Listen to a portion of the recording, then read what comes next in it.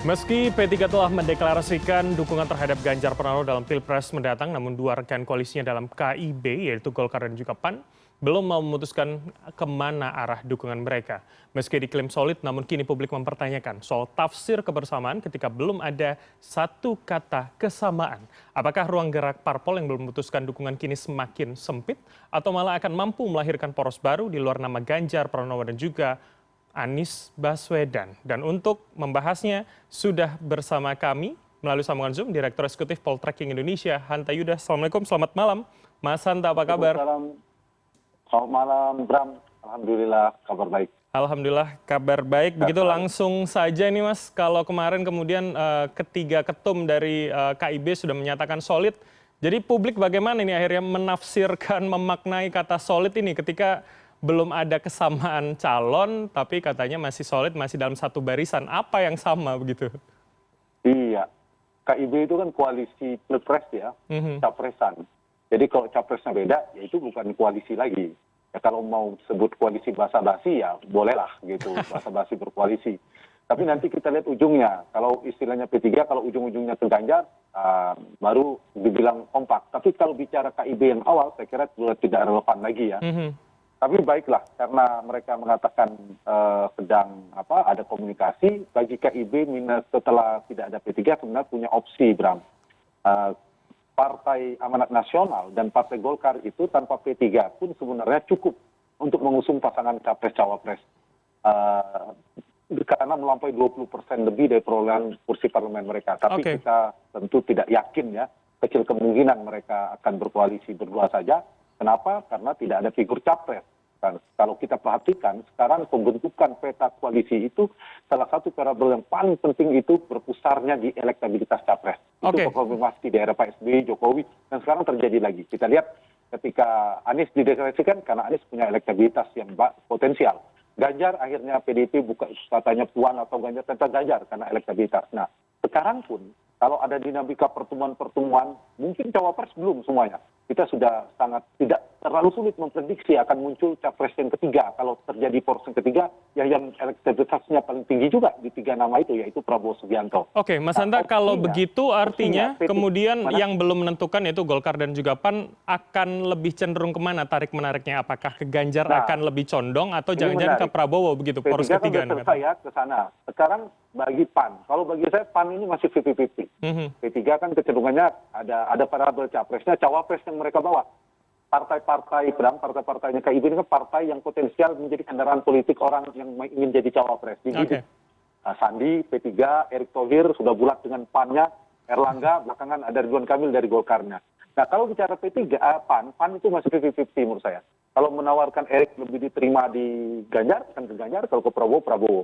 Nah kalau Golkar tampaknya sekarang lebih menguatnya ke Prabowo ya ketimbang ke Ganjar meskipun ada potensi. Tapi kita bisa perhatikan kalau kita lihat komposisi partai, pasti Erlangga dan Golkar merasa paling berhak untuk menjadi cawapres. Persoalannya adalah di titik krusialnya jadi cawapres. PDIP misalnya dan Ganjar itu tidak butuh tambahan boarding pass seperti yang dimiliki Golkar. Dia lebih butuh selain topangan elektabilitas di cawapres, dia lebih butuh komposisi nasionalis religius. Jadi Golkar jawabannya buat Ganjar dan PDIP. Jika kemudian Golkar tetap dengan cawapres begitu ya artinya ya? Bergabung ke Prabowo. Itu mungkin dari petanya. Nah satu lagi Bram, ini penting. Ini bukan sekedar pertarungan para capres yang memiliki elektabilitas. Bukan hanya pertarungan kompetisi para ketua umum partai, veto player soal koalisi. Tapi ini adalah pertarungan para kingmaker. Kingmaker utama ada 3 orang. Satu, Pak Surya Paloh yang pertama mengusung Anies Baswedan, maka saya bilang sebagai kingmaker utama. Yang kedua Ibu Mega, karena punya golden ticket. PD Perjuangannya tanpa berkoalisi dia bisa maju. Nah yang ketiga, saya ingin jawab pertanyaan Bram tadi, adalah Joko Widodo. Pak Jokowi adalah aktor politik yang bisa menghimpun kekuatan KIB ini terutama. Termasuk koalisi Kebangkitan Indonesia Raya. Jadi, jawaban yang lebih sederhana yang saya ingin jawab Bram tadi, kemana Golkar dan PAN, itu menurut saya bukan pertemuan tadi malam. Seperti yang disampaikan Ketua Umum PAN, Zulkifli Hasan, akan ada ngopi bareng, pertemuan bareng dengan Jokowi. Mereka nampaknya sedang menunggu arah politik Pak Jokowi.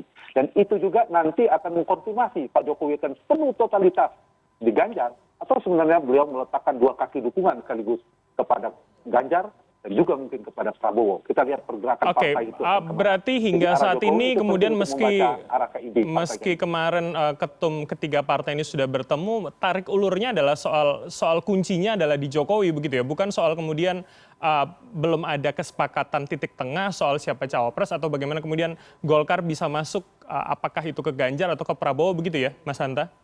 Iya, itu kombinasi. Faktor Jokowi penting, apalagi PAN kan Pak Zulkifli Hasan cukup dekat dengan Pak Jokowi, mengatakan menunggu signal itu akan ada pertemuan. Jadi ada faktor Jokowi pasti itu. Yang kedua adalah faktor soal rational choice ya, istilah pilihan paling rasional bagi partai-partai mana yang paling bisa mengakomodir partai ini untuk menjadi cawapres. Dan ini titik krusialnya. Kalau P3 dapat cawapres, pastilah PAN merasa dia lebih berhak karena kursinya lebih banyak. Apalagi Golkar lebih banyak lagi. Jadi variabel kedua, soal mereka mendapatkan insentif power sharing-nya apa gitu. Oke, Mas, kalau kemudian soal insentif ini menarik. Apakah kemudian yang bisa menjadi pertimbangan adalah soal berapa jumlah kursi hari ini atau kemudian soal elektabilitas? Karena kalau kita lihat kan setiap komponen, setiap instrumen akan punya plus minus kalau kita bilang Golkar dan juga PAN begitu. Iya, kalau bicara kursi itu ada 3 ya bicara pertarungan ini Bram. Satu, sekedar menjadi kandidasi. Itu persyaratan 20% kursi. Sudah. Kalau hanya itu, Prabowo dan Caimin sudah lama deklarasi. Anies dan AHY sudah lama deklarasi. Sudah selesai. Pak Prabowo cukup dengan Puan bisa. Tapi ada level yang kedua, ini paling krusial. Winning the election, memenangkan pertarungan. Dan yang ketiga nanti, governability, menyukseskan pemerintahan kalau sudah menang.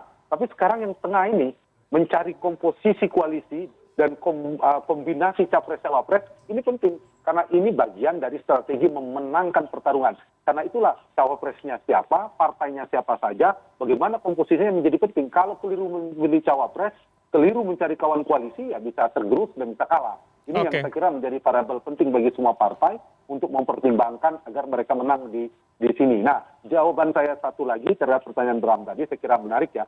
Lebih banyak mana dibutuhkan? Kalau soal kursi, pastilah Erlangga yang paling berhak sebagai cawapres. Yang kedua adalah Muhaimin Iskandar, PKB. Tapi persoalannya saja secara tidak cukup itu saja, butuh elektabilitas. Nah, dari survei-survei ada nama yang juga potensial, seperti Erick Thohir, seperti Sandiaga Uno, dan Ridwan Kamil. Jadi di Golkar aja ada Ridwan Kamil dan Erlangga. Antar partai juga ada 3 nama ini. Nah, ini juga sudah pegangannya ada kepada partai. Misalnya kita tahu, Erick Thohir PAN, P3 belakangan adalah Sandiaga Uno, Ridwan Kamil membidik partai Golkar. Nah, jadi saya kira ini juga menjadi variabel penting. Kalau saya ditanya oleh Bram, lebih kuat mana penentuan cawapres, saya melihat mirip dengan capres, tapi capres lebih mutlak ya, berpusar pada elektabilitas. Nah, untuk cawapres kombinasi, tapi lebih pada cawapres ini dilihat variabel elektabilitas juga. Kenapa? Karena posisi capres masih kompetitif, jaraknya tipis, berganti pemenangnya. Karena itu variabel cawapres menjadi penentu untuk mendukung secara elektoral dia harus kontributif. Faktor itu lebih determinan menurut saya. Oke, berarti hari ini artinya publik akan fokus pada Liga Cawapres begitu ya kalau kemudian saya ibaratkan pada sebuah kompetisi. Nah, ini menarik kemudian bagaimana kemudian KIB ini juga belum memutuskan tapi masih mengklaim solid. Apakah ini sebetulnya peluang untuk seorang Prabowo Subianto, poros lain di luar Ganjar dan juga Anies untuk kemudian bisa mengkonsolidasikan kekuatan di luar PDIP dan juga P3 begitu, Mas? Saya kira betul, saya setuju dengan statement itu. Sekarang yang potensi lebih besar ini kan bandulnya bergeser terus. Kemarin PDIP Ganjar diimbangi oleh Pak Prabowo juga kuat, ini pendulumnya bergeser-geser terus. Nah, sekarang paling potensial itu memang berada di Pak Prabowo yang bisa menghimpun kekuatan ini. Seperti saya katakan, Golkar terutama, itu paling berpotensi besar bergabung dengan Prabowo. Apalagi, tadi poin saya, apalagi kalau ada komunikasi dari Pak Jokowi untuk tanda petik ya mempersilahkan bergabung di 2 kekuatan partai-partai restu begitu ya, Mas Hanta? Ini akan kompetitif dari partai 9 partai parlemen Bram terbagi 3 nanti bisa jadi. PDI Perjuangan, P3, PAN misalnya kita asumsi PAN ke PDIP, tapi bisa juga dia ke Prabowo. 3 partai lainnya yaitu Gerindra, Golkar dan PKB. Satu lagi koalisi perubahan yaitu Nasdem, Demokrat dan PKS. Oke, Mas, Ini kalau kita bisa lihat. begitu seberapa penting nanti restu kingmaker Jokowi yang Anda katakan untuk kemudian bisa memuluskan kalau ada niat konsolidasi dari seorang Prabowo untuk kekuatan di luar PDIP dan juga perubahan yang sudah ada? Saya kira punya pengaruh ya, seperti saya katakan, kita bicara KIB itu kan Zulkifli Hasan Ketua Umum PAN, Pak Erlangga, mereka itu kan menteri-menteri. Selain Ketua Umum, beliau ini adalah menterinya Jokowi, menterinya Pak Jokowi.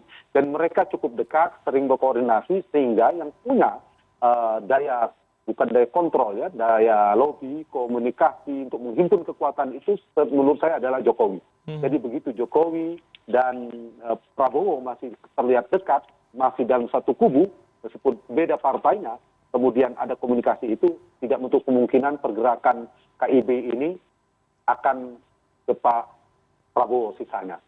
Kalau kita sederhana memikirnya linier, sepenuhnya Pak Jokowi bisa, ya semuanya kan bergeser ke Ganjar. Tapi nampaknya tidak semuanya ke Ganjar, ada yang ke Pak Prabowo. Artinya, dua orang ini kan sejak awal kita kan tahu skenario yang paling terbaik dari sisi Pak Jokowi kan, yang akan maju itu all the president men, semua, yaitu dua orang.